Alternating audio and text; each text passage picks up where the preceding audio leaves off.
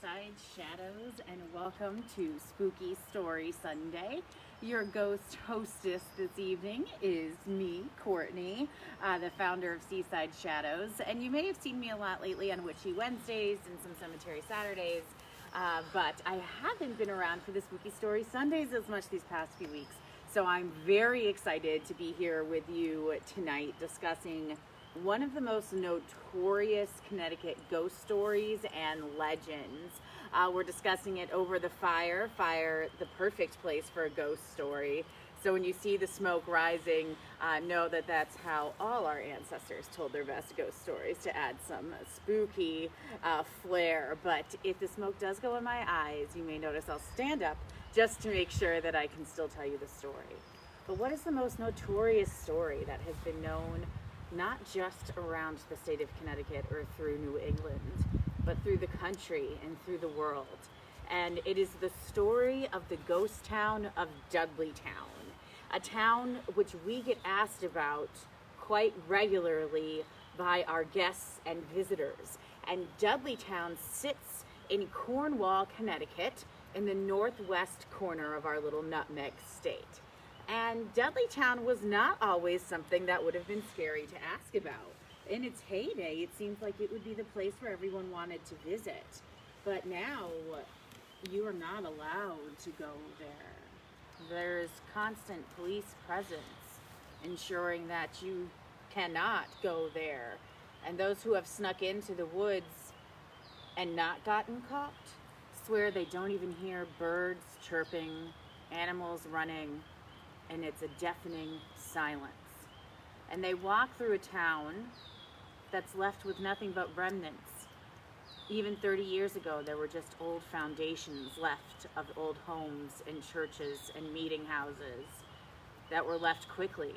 Some documented that before there were just the foundations, the homes were left with food still on the plates, and the house still sat as it were, as if somebody just abandoned it.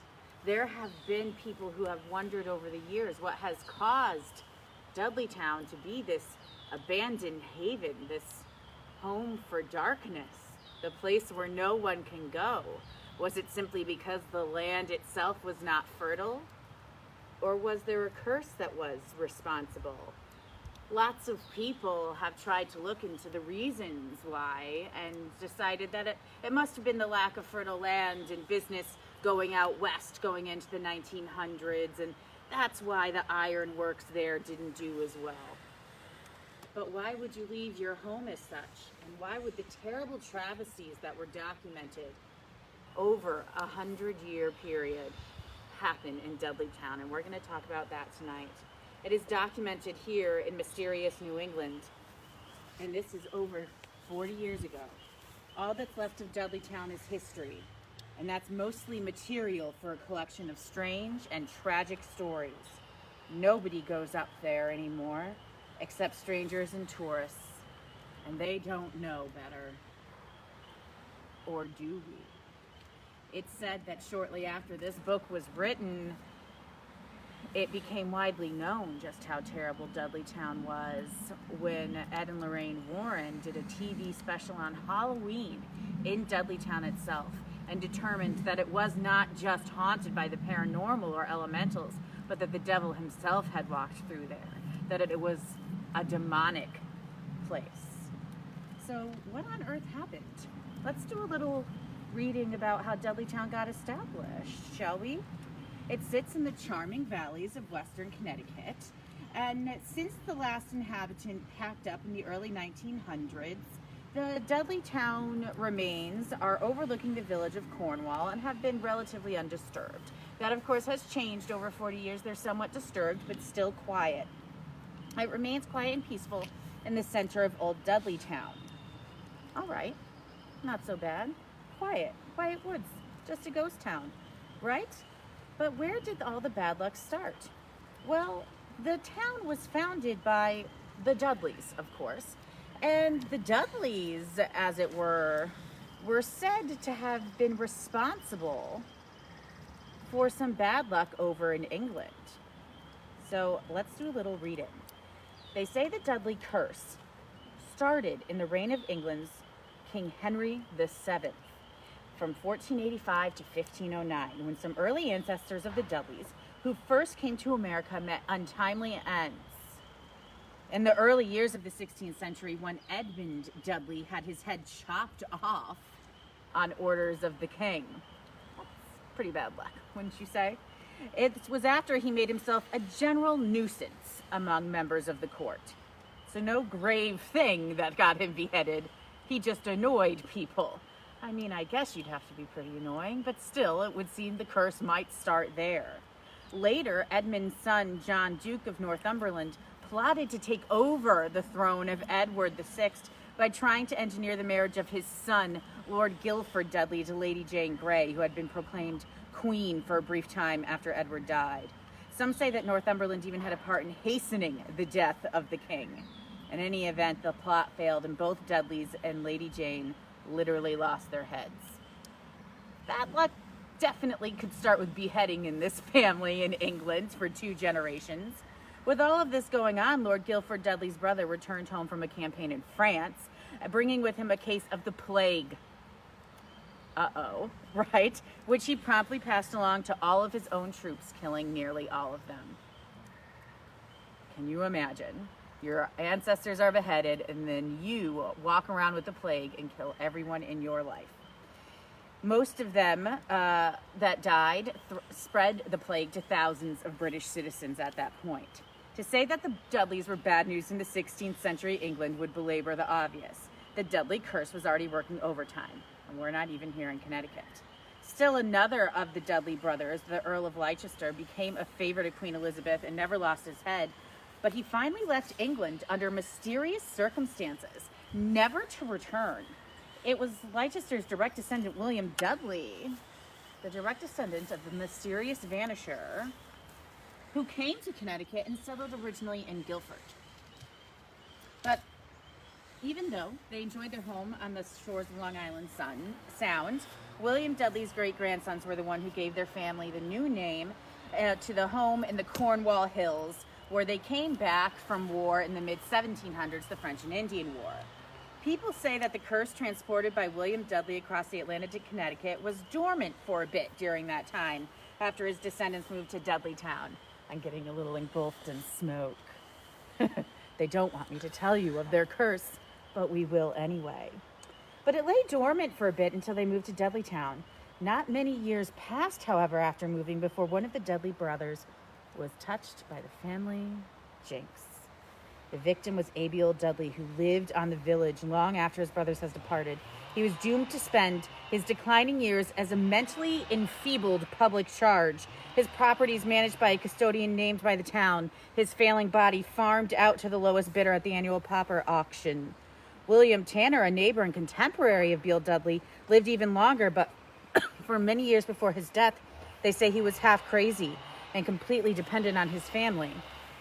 Okay, so maybe they were just people that were growing older and a bit feebled, but these were people that founded entire institutions in New England. Christians who helped school preachers, friends of George Washington. George Washington's right-hand men from the war would settle in Dudleytown. So it seems like, why could we just blame it on them being feebled? They even had 2 residents in their day run for president of the United States in elections. Dudleytown's enduring credit is that General Herman Swift was an early resident. But what happened to General Swift as soon as he moved to Dudleytown? His wife was struck by lightning, perished immediately as soon as they moved in, and then he became demented. People didn't even recognize him physically or mentally. Few families were spread heartache from that point on. As the story spread, mysterious New England documents, the pendulum began to swing against Dudleytown, and no new families moved in by the late 1800s, until an Irishman named Brophy moved in. He was one of the last ones. Why? Because everyone was going mad. They weren't familiar. They were crazy. They were institutionalized, and they vanished. But the Irishman named Brophy moved in with his family and a flock of sheep, picking up where a previous farmer had been.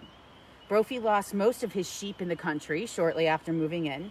His 2 sons went into Cornwall one day, stole some sleigh robes, and were never seen again, vanishing. Consumption then took his wife immediately. Let's talk about that. People are getting struck by lightning. They're going mad. Their crops aren't growing. They had even built an iron works in the town that wasn't working anymore. And then this Irishman moves in, and his sons go missing, and his wife dies of consumption, and his sheep go missing. He remained in Dudleytown for some time until his house caught fire, and he watched it burn and left. And he was one of the last residents until someone from New York City thought it would be a nice place for a summer cottage. He went there with his family one day to prepare to summer there, but he immediately got summoned to work in New York City. When he went to work in New York City, he was only gone a week. He returned home, and his wife had completely lost her mind. They weren't swimming and doing all of the things they intended to do, and in fact, she would shortly die thereafter. He has no idea what happened in that 1 week. So over time, Dudleytown was built to be this esteemed village of politicians and laborers and people that would become crucial to New England.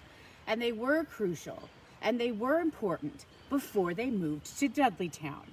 And then they moved to Dudleytown and they lost their mind. Okay, was there something in the water? No studies have said that. Scientists have only decided that the land maybe wasn't fertile, so it prompted them to move. The locals say that they know there's more, that Dudley curse that started in the 1500s followed the Dudleys, and anyone who lived on their land was to be cursed by it. Now, I want to go forward and say that I have had some experiences of my own over the years, even though I have never gone to Dudleytown. For those of you who don't know me, when I was 15 years old, Lorraine Warren and her team came to my house in East Hampton, Connecticut to perform an exorcism or cleansing of the haunted property. After that time, Lorraine gave my family some advice because we had been plagued by so many paranormal incidents. And one of the things that she advised our family was that we should never go to Dudleytown, that she had never seen a place so evil.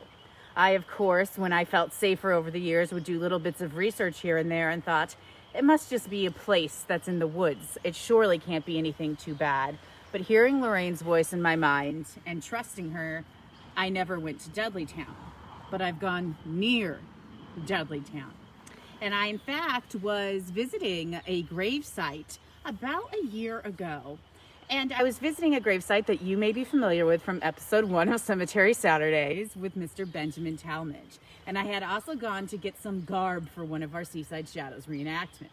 Anyhow, we were driving back from New York and back from the grave of Benjamin Talmadge as we made our way through northwestern Connecticut. And it's not always my familiar stomping ground, so I didn't realize when we had entered into Cornwall. But the first thing I saw was this lovely covered bridge.